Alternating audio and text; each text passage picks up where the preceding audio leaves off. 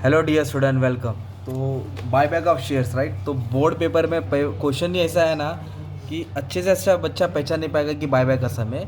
देखो, आधा क्वेश्चन यहाँ है, डायरेक्ट टाइम वेस्ट नहीं करता, डायरेक्ट पॉइंट बताओ। ये बैलेंस शीट दिया आपको, बैलेंस शीट भी देखो कैसे दिया है, बैलेंस शीट के फॉर्म में दिया है, टी फॉर्मेट में नहीं दिया है। जैसे लायबिलिटीज और एसेट आता है ना, आधा क्वेश्चन इधर है, आधा क्वेश्चन बैलेंस शीट उधर है, फिर उसका नोट्स दिया है, फिर 4 लाइन बोला है कि बाय बैक एज पर रिजोल्यूशन पास। रिजोल्यूशन ने डिसीजन लिया था, तो 10% of paid up capital 12 each, investment बेचा, डिबेंचर बेचा, जनरल में 50,000 रखो, एंट्री पास करो, बैलेंस शीट बनाओ आफ्टर बाय बैक। मतलब ये 4 लाइन पे पूरा 20 मार्क का क्वेश्चन है। तो जैसे बाय बैक में हम लोग सॉल्व करते हैं ना, सबसे पहला फॉर्मेट बनाते हैं। तो ये फॉर्मेट जो हम लोग बनाते हैं, 25% of own fund after buy back, 25% equity fund, फिर तीनों में छोटा के डिवाइड करते हैं, ये नहीं बनाना है, ये बनाना नहीं है। अभी तुम लोग शौक हो जाएंगे, बायबैक में यही तो सीखे, पर इसमें क्या बोला है कि उन लोग 10% पेड अप कैपिटल बायबैक कर रहे हैं। जो पेड अप कैपिटल है ना, उसका 10% बायबैक कर रहे हैं। तो ये बैलेंस शीट है, इसका डिटेल्स नोट्स में दिया रहेगा। तो नोट्स पीछे था, तो नोट्स में ऑथोराइज है, ऑथोराइज को छूने का भी नहीं, देखने का भी, इसको छोड़ दो। वो कंपनी का लाइफ टाइम का लिमिट होता है, कंपनी लाइफ टाइम इतना मार्केट से उठाएगा। तो उसमें से उसने कितना इशू किया था, 50,000 शेयर था, 10 के हिसाब से 5 लाख का शेयर इशू किया था। कंपनी उसमें से बाईबैक कर रहा है, तो 50,000 शेयर में से कितना बाईबैक कर रहा है, 10%। कितना बाईबैक कर रहा है, तो 50,000 है ना शेयर्स, उसके मतलब टोटल 10% शेयर बाईबैक हो रहा है। तो फिर हम लोग पहले number of share buyback solve करेंगे, ठीक है। तो आ जाओ, तो टोटल अमाउंट कितना है, 5 लाख है। देखो 5 लाख इक्विटी का अमाउंट है, और नंबर ऑफ शेयर्स कितने हैं, 50,000 ऑफ 10 ईच, 50,000 ऑफ 10 ईच। तो जो नंबर ऑफ शेयर है ना, उसके ऊपर अपने को 10% निकालना है। कितना परसेंट निकालना है, अब 10% क्यों निकाला, इधर दिया है buyback 10% of paid up capital, तो यही पेड अप है ना यार। तो 50,000 पे 10% शेयर्स उन लोग बायबैक कर रहे हैं। तो 50,000 का 10% कितना आ जाएगा, 5,000 शेयर्स। कितना आ जाएगा, तो दिया है बायबैकिंग 5,000 शेयर्स, मार्केट से 5,000 शेयर खरीदेगा। और ऑफर प्राइस कितना दिया है, 12 दिया है। ऑफर प्राइस कितना दिया है, 12। एक शेयर कितने का होता है, 10।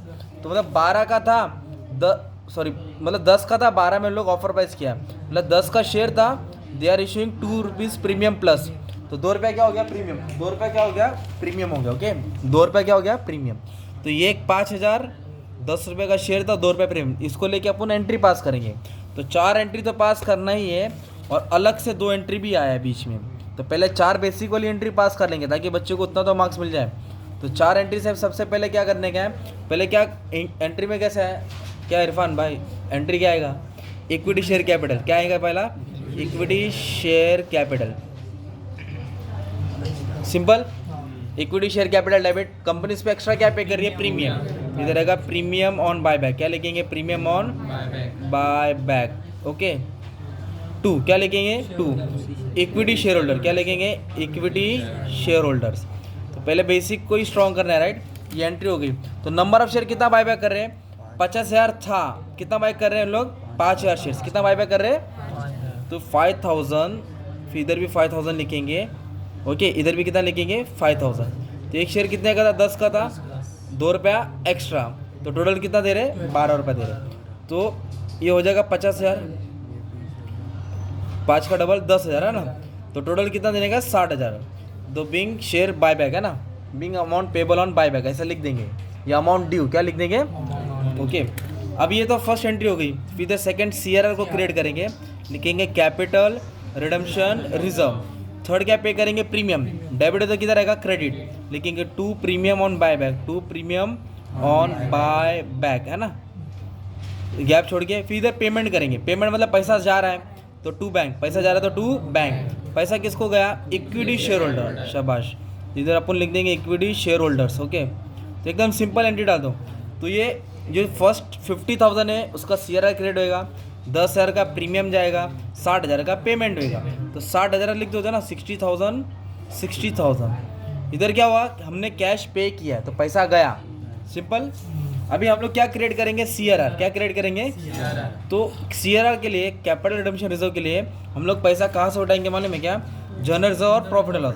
तो इधर खास करके क्या बोला है कि जनरल रिजर्व में 50,000 बैलेंस मेंटेन रखो, मतलब इसको मत छेड़ो, जनरल रिजर्व को हाथ नहीं लगाना है, क्योंकि उसके खाते में 50,000 रखना ही है। तो इसके लिए भी हम लोग किसकी तरफ जाएंगे, प्रॉफिट एंड लॉस। तो प्रॉफिट एंड लॉस में कितना दिया मालूम है, प्रॉफिट एंड लॉस में 2 लाख है, बहुत पैसा है। और ज़रूरत कितना है 50,000। तो we are creating capital redemption reserve. तो कहाँ से क्रिएट कर रहे हैं, प्रॉफिट एंड लॉस। एग्जाम इसका पूरा फुल फॉर्म लिख देना। तो ज़रूरत कितनी की थी, 50 की थी, देखो ना इक्विटी शेयर में कितना है 50। वो तिजोरी कौन सी है, प्रॉफिट एंड लॉस, मतलब 2 लाख में से 50,000 कम हो रहा है ना यार, तो इधर आएगा 50,000। क्या आएगा इधर, सो सिंपल। तो एक टेंशन खत्म हो गया ना यार। अभी प्रीमियम कितना देना है, 10,000। प्रीमियम कितना देना है, ये डेबिट है ना, तो क्रेडिट में लिखा 10,000। और प्रीमियम कहाँ से देंगे, सिक्योरिटी प्रीमियम। प्रीमियम कहाँ से पे करेंगे, सिक्योरिटी प्रीमियम से हम लोग सेटल करेंगे। तो सिक्योरिटी प्रीमियम में भी 5 लाख यार, बहुत पैसा है इधर, तो 5 लाख है, तो इसमें तो 10 उठा लिया, तो इधर आएगा 10,000 सिंपल। और ये पे कर दिया ना हमने, तो इधर तक तो तुम बोले सर सेम है, कॉमन ही है। अब 2 एंट्री एक्स्ट्रा है, न्यू है, तुम्हारा नॉलेज इस पर ध्यान देना चाहिए। अब इधर क्या है, 14 12 स्टैंडर्ड 11th स्टैंडर्ड की एंट्री है। अब एकदम सिंपल, एकदम फ्री माइंड। सेल इन्वेस्टमेंट, क्या बेचा, मान लो तुम लोग मोबाइल बेचे, तो पैसा आएगा कि जाएगा, और मोबाइल बस इन्वेस्टमेंट गया, पैसा आया। तो 1 लाख का इन्वेस्टमेंट था, 80 में बेचा, देखो ना वर्थ 1 लाख, 1 लाख का था, अब बेचा कितने में, तो लॉस हुआ, तो 20,000 का लॉस हुआ। तो पहले क्या लिखेंगे, इधर इन्वेस्टमेंट जा रहा है ना, तो इन्वेस्टमेंट को क्रेडिट करेंगे, इन्वेस्टमेंट अकाउंट क्रेडिट, क्योंकि इन्वेस्टमेंट गया तो जाएगा तो पैसा आएगा ना, बैंक अकाउंट डेबिट। क्या करेंगे, तो इन्वेस्टमेंट 1 लाख का था, कितने का था, पर अपने पास 80 आया ना, 1 लाख का था 80 आया, तो 20,000 का लॉस हुआ, राइट। तो जो भी लॉस होता है प्रॉफिट एंड लॉस के डेबिट में आता है, किधर आता है, प्रॉफिट एंड लॉस के डेबिट में आता है। अगर फायदा होता तो प्रॉफिट एंड लॉस नीचे आता है। जैसे कैपिटल रिडक्शन तुम लोग इंटरनल रिकंस्ट्रक्शन में किए, फायदा को नीचे लिखते हैं, लॉस को ऊपर लिखते हैं, वैसे हर एंट्री का जो भी फायदा लॉस होता है वो प्रॉफिट एंड लॉस में ट्रांसफर किया जाता है। तो ये क्या हुआ, इधर हमारा लॉस हुआ, क्या हुआ, अगर मान लो 1 लाख का चीज़ 1,20,000 में बेचा रहता, तो इधर 1 लाख आता, ऊपर 1,20,000 आता, अब 20,000 नीचे आता, 20,000 किधर आता, नीचे। तो ये इन्वेस्टमेंट बेचा ना यार, सिंपल। सेम फिर उन लोग का और पैसा चाहिए, तो उन्होंने क्या किया, डिबेंचर इशू किया। इशू मतलब बेच रहे, डिबेंचर गया, पैसा आया। देखो ना, इशू डिबेंचर्स 8% डिबेंचर नाम है, 100 का था, 10% प्रीमियम बोला, क्या बोला, तो एकदम सिंपल हो जाए, जब डिबेंचर्स जाएगा तो पैसा आएगा। तो डिबेंचर्स जा रहा है, तो इधर लिखा 10% डिबेंचर्स, क्या लिखा, डिबेंचर्स गया और पैसा आ रहा है, तो बैंक को क्या करेंगे, डेबिट, बैंक को क्या करेंगे। और डिबेंचर्स को जो बेचा है उन्होंने प्रीमियम में बेचा है, तो पैसा एक्स्ट्रा आ रहा है ना यार, प्रीमियम मतलब एक्स्ट्रा पैसा वसूल कर रहे लोग, तो इधर लिखेंगे सिक्योरिटी प्रीमियम, क्या लिखेंगे, डिबेंचर में प्रॉफिट एंड लॉस नहीं आता, सिक्योरिटी प्रीमियम आता है, ओके।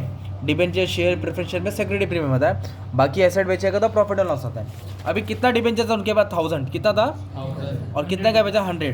तो पहले डिबेंचर की इधर फेस वैल्यू ले लो, 1000 100 के हिसाब से 1 लाख का डिबेंचर था, सिंपल। 1 लाख के डिबेंचर्स पे 10% प्रीमियम लिया उन्होंने, 10% एक्स्ट्रा लिया, कितना परसेंट, तो 10,000 एक्स्ट्रा लिया, तो टोटल कितना आएगा, 1,10,000, कितना आएगा, तो बैंक अकाउंट में 1,10,000 आएगा ना। तो डिबेंचर गया, पैसा आया। कभी कभी ऐसा भी बोला रहेगा लोग, प्रेफरेंस शेयर्स बेचा, क्या बेचा है, मान लो 1000 प्रेफरेंस शेयर्स बेचा है, 100 रुपये का एक प्रेफरेंस शेयर था, और उस पर 20% प्रीमियम मिला, कितना परसेंट, तो एंट्री कैसे आएगी, बैंक अकाउंट डेबिट, पैसा आ रहा है, to preference shares capital, to security premium, तो इधर 1 लाख आएगा, अब 20% बोलो तो 20,000 हो जाएगा, ऊपर आएगा 1,20,000, कितना आएगा, 1 लाख। तो इन्वेस्टमेंट बेचा, डिबेंचर बेचा, राइट। तो ये हमारी 6 एंट्री पास तो हो गई, मतलब इधर तक 10 मार्क्स मिला, अभी तक कितना मार्क्स मिला है, 11 मार्क का है। अभी बैलेंस शीट भी बनाना है, तो बैलेंस शीट के लिए आपको एक फॉर्मेट याद करना पड़ेगा। देखो ऐसा वाला जो तुमने याद किया है, अभी इसका चेहरा बहुत बार बार देख लिया ना वीडियो में, तो बैलेंस शीट का फॉर्मेट है, ये डिक्टो बनाना पड़ेगा। तो ये वाले सब में याद करने की ज़रूरत नहीं थी, बैलेंस शीट रेडीमेड दिया है, डायरेक्ट कॉपी पेस्ट करने का था। क्या करने का था, कॉपी पेस्ट, ओके। और किसके किसके अमाउंट को छेड़ना भी नहीं, डिक्टो सेम लिखना है। जैसे कि मैं जो राइट मारो वाला अमाउंट सेम लिखेगा, तो आपने मान लो इसको कॉपी करके पेस्ट कर दिया नेक्स्ट पेज पे, इधर तक सिंपल।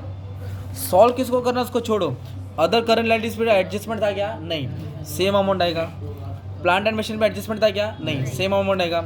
इक्विपमेंट का भी सेम आएगा, पर इन्वेस्टमेंट में कितना अमाउंट है, 12 लाख है, इन्वेस्टमेंट में कितना है, तो कितने का इन्वेस्टमेंट बेचा, 1 लाख का बेचा, और था कितना, 12, तो 12 लाख में से 1 लाख माइनस कर देंगे ना यार, तो 11 लाख आएगा इधर, कितना आएगा, 12 में से 1 लाख गया तो कितना आएगा, 11, सिंपल। समझा क्यों चेंज हुआ, क्योंकि इन्वेस्टमेंट बेचा है। फिर current investment, inventory same, trade receivable same रहेगा। अभी चेंज इसमें होगा, कैश में, किस में चेंज होगा, कैश कितना था, 85, तो आप लोग इधर लिखेंगे 85,000, ओके, 85,000 था। अभी हम लोग देखो इन्वेस्टमेंट बेच के पैसा आया कि गया, आया ना, तो 80,000 ऐड करेंगे ना यार। फिर डिबेंचर बेच के पैसा आया कि गया, आया, तो 1,10,000 भी ऐड करेंगे,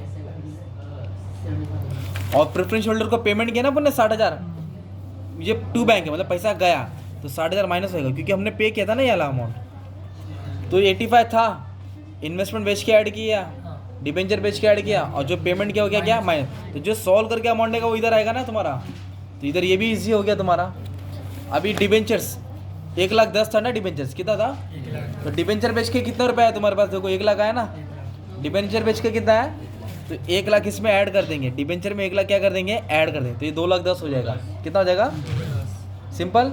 अभी खेलना किस पे, शेयर कैपिटल पे और रिजर्व एंड सरप्लस। तो इसका नोट्स बना देता ना, किसका नोट्स, जो बैलेंस शीट में आएगा ना, तो नोट्स टू अकाउंट बना देंगे हम लोग, तो एकदम आराम से ऐसा नोट्स बना दिया। ओके, तो पहले हम लोग सॉल्व कर रहे हैं शेयर कैपिटल को, किसको सॉल्व कर रहे हैं, तो इधर सबसे पहले लेंगे इक्विटी शेयर, क्या लेंगे, तो इक्विटी शेयर में कितना अमाउंट था मालूम है, इक्विटी शेयर्स में था 5 लाख, कितना था, तो ब्रैकेट में लिखा 5 लाख, सही। तो कितना हम लोग ने बाईबैक किया है, बाईबैक कितना किया है शेयर मालूम है क्या, 50,000, कितना बाईबैक किया है, तो माइनस करेंगे 5 लाख से 50,000 बाईबैक हो गया ना, तो बचेगा कितना 4.5 लाख, तो इक्विटी में कितना अमाउंट आएगा 4.5 लाख। तो ये दिख रहा है तुम्हारा शेयर कैपिटल, इधर 4.5 लाख आ जाएगा। तो इधर इक्विटी वाला क्या किया हमने, माइनस किया है, क्या किया इधर माइनस, सिंपल। अभी रिजर्व सरप्लस मेन खिलाड़ी है, अब इसको ध्यान देना पड़ेगा। तो रिजर्व सरप्लस में से लिखेंगे रिजर्व एंड सरप्लस, तो उनके पास क्या क्या है मालूम है क्या, एक प्रॉफिट एंड लॉस था, जनरल रिजर्व था, सिक्योरिटी प्रीमियम था और कैपिटल रिडेम्पशन रिजर्व, क्या लिखेंगे, तो पहले बैलेंस लिख दो। प्रॉफिट एंड लॉस में कितना बैलेंस था, 2 लाख, चल ठीक है 2 लाख था, और जनरल रिजर्व में कितना है 60,000, इसको भी ऐसे ही लिख दो, और सिक्योरिटी प्रीमियम में कितना है 5 लाख। ओके, और ये CRR कहाँ से आएगा, इधर दिया ना हम लोगों ने, एक रिजर्व क्रिएट किया था ना 50,000, उसको डायरेक्ट बाहर डाल देंगे, उसको डायरेक्ट क्या कर देंगे बाहर डाल देंगे। तो CRR के जगह पर डायरेक्ट बाहर डाल दिया 50,000, बाकी का भी सॉल्व करना पड़ेगा। तो कैसे सॉल्व करेंगे, सबसे पहले सॉल्व कहाँ से करना पड़ेगा अपने को मालूम है, प्रॉफिट एंड लॉस को चलो सॉल्व करते हैं। देखो प्रॉफिट एंड लॉस में 2 लाख था, तो इधर 50,000 गया ना हमारा, डेबिट मतलब कम करना है, डेबिट मतलब तो इधर 50,000 कम कर देंगे।